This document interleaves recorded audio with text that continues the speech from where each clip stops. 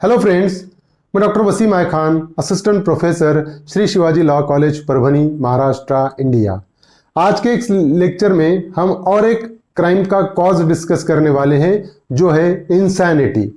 पागलपन और क्राइम के बीच का जो रिलेशन है वो हम आज के इस लेक्चर में डिस्कस करने की कोशिश करेंगे। तो चलिए स्टार्ट करते हैं टॉपिक को।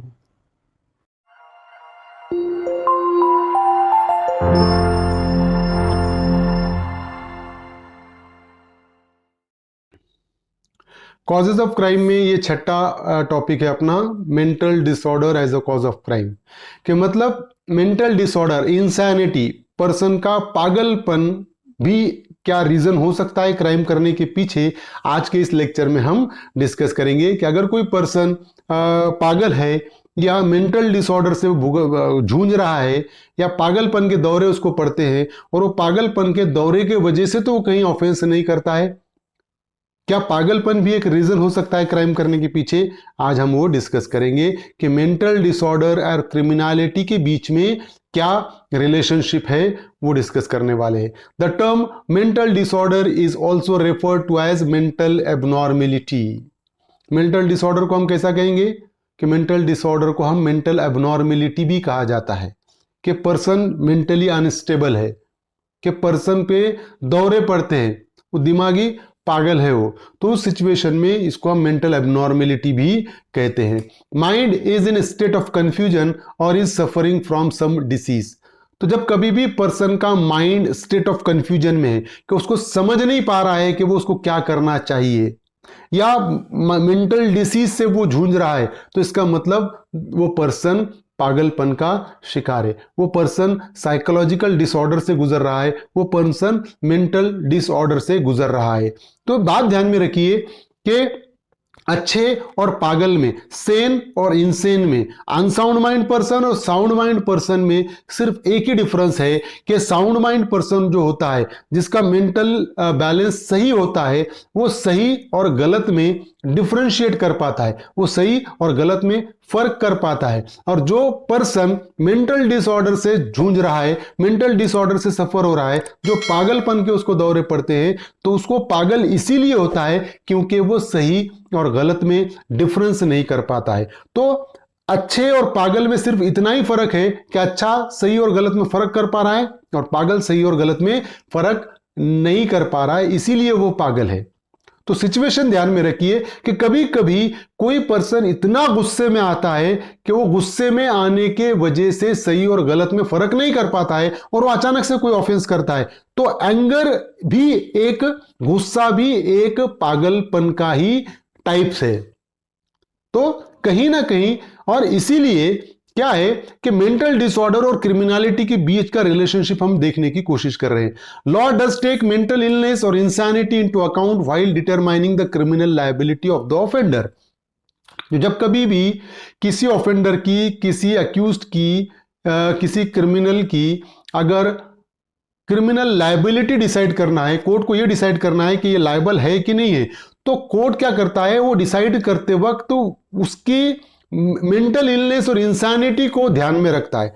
वो ये देखता है कि पर्सन जिसने ऑफेंस किया वो पागल तो नहीं है, पर्सन जिसने ऑफेंस किया वो मेंटल डिसऑर्डर से तो गुजर नहीं रहा है। तो इसको ध्यान में रखते हुए ही वो पनिशमेंट देता है। क्योंकि इंडियन पिनल कोड जो हमारा है, देखिए section 84 of Indian penal code, section 84 जो इंडियन पिनल कोड का है वो जनरल एक्सेप्शन में आता है। और सेक्शन 84 ये कहता है कि अगर कोई पर्सन क्राइम करते वक्त पागलपन के दौरे में था, या पागल अगर कोई क्राइम करता है, तो उसकी कोई लायबिलिटी नहीं है, उसके लिए कोई पनिशमेंट नहीं है। मतलब क्या हुआ कि पागल पर्सन को कोई भी ऑफेंस करने दो, अगर उसने मर्डर भी किया तो उसकी कोई लायबिलिटी नहीं है।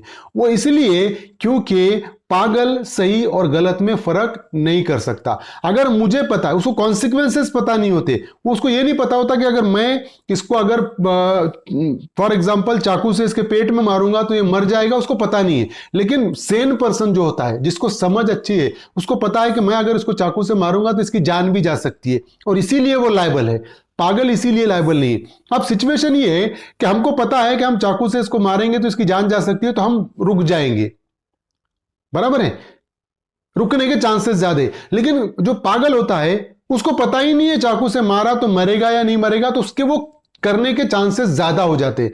तो इसीलिए कहीं ना कहीं पागलपन एक रीजन होता है क्राइम करने के पीछे का। क्योंकि सेन पर्सन क्या है, उसको पता है कि ये करूंगा तो मुझे पनिशमेंट होगी, तो वो रुक जाएगा। लेकिन पागल को पता नहीं होता है तो उसके रुकने के चांसेस कम हो जाते हैं। तो अगर वो क्यों नहीं रुक रहा, क्योंकि वो पागल है। तो कहीं ना कहीं इंसानिटी क्या है, एक रीजन है क्राइम करने के पीछे। देखिए, Jailal versus Delhi administration, AIR 1969 का एक केस है सुप्रीम कोर्ट का, कि the accused behave normally in morning, went to office, application for leave at 1:45 p.m. then killed victim and on his arrest soon after arrest at 2:45 p.m. gave a normal answer। अब इस case में क्या हुआ था, accused ने जब accused को case चला अक्यूज के अगेंस्ट में, तो अक्यूज का कहना यह था कि मैं जिस टाइम पे मैंने मर्डर किया उस टाइम पे मैं पागल था, मतलब मेरे पर पागलपन का दौरा था। वो सेक्शन 84 में वो अपनी लायबिलिटी को अवॉइड करना चाह रहा था। अब सुप्रीम कोर्ट ने यहां देखा कि इस केस का सिनारियो क्या था कि अक्यूज एक ऑफिस में जॉब करता था, तो सुबह नींद से उठा जब अक्यूज तो नॉर्मल था, बराबर है, और बाकायदा वो तैयार होकर ऑफिस गया।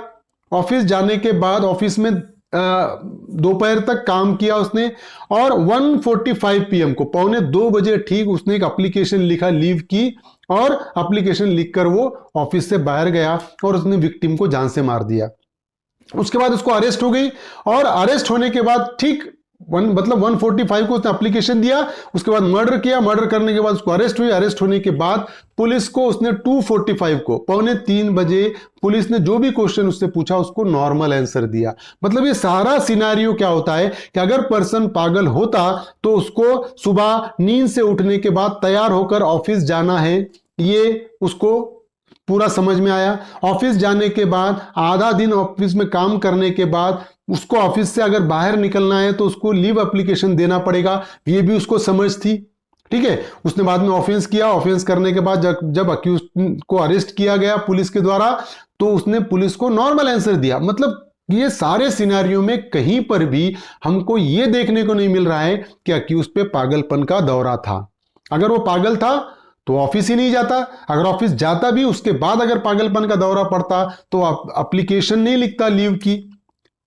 समझ रहे हो? तो इसलिए कोर्ट ने यह कहा कि डिफेंस ऑफ इंसैनिटी अक्यूज्ड के लिए अवेलेबल नहीं है।